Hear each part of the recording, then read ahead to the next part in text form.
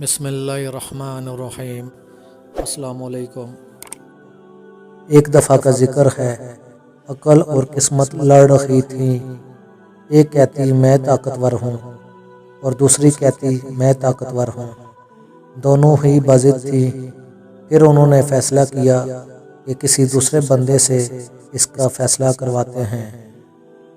وہاں پر ایک چرواہا بھی رہتا تھا جو پورا دن بکریاں چراتا رہتا تھا اور بکریوں کے ساتھ ہی سو جاتا تھا۔ بکریوں میں رہ رہ کر اس کی حرکتیں بھی بکریوں جیسی ہو گئی۔ وہ بکریوں کی طرح کھانا کھاتا تھا اور بکریوں ہی کی طرح پانی پیتا تھا۔ اس ملک کی بادشاہ کی بیٹی یعنی شہزادی بہت ہی خوبصورت اور دلکش تھی۔ بادشاہ نے اس کی شادی کرنی تھی۔ آس پاس کے ملکوں کے بادشاہ اور شہزادے اس سے شادی کرنے کے خواہشمند تھے، لیکن بادشاہ یہ نہیں چاہتا تھا کہ کسی ایک ملک کا بادشاہ یا شہزادہ اس سے شادی کر لے تو دوسرے ملک کا بادشاہ ناراض ہو جائے۔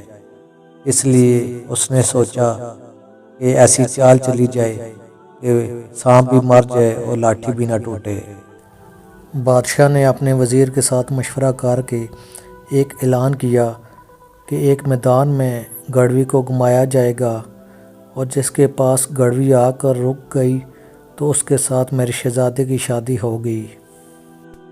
ایک میدان میں بہت سارے لوگ اکٹھے ہوئے اور آس پاس کے ملکوں کے بادشاہ اور شہزادے بھی آ گئے اور چرواہا بھی عقل اور قسمت کے ساتھ آ گیا۔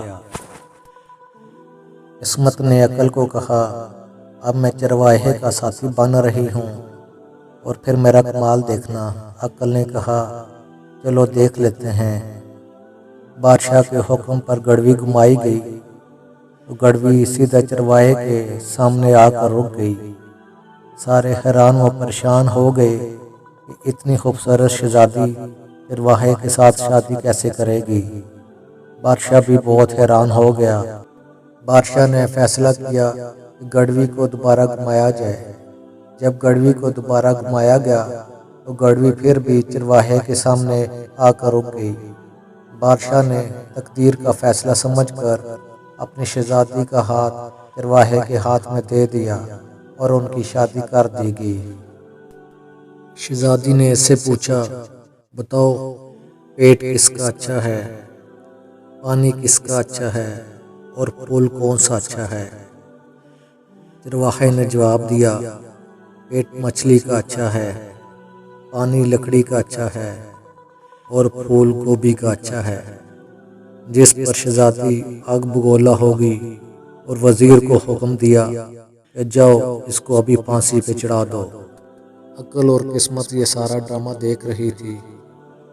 عقل قسمت کو بولی تم نے ایک چرواہے کی شادی ایک خوبصورت شہزادی سے کروا دی ہے، لیکن شادی کے پہلے رات ہی تم نے اس کو پھانسی پہ چڑھا دیا ہے۔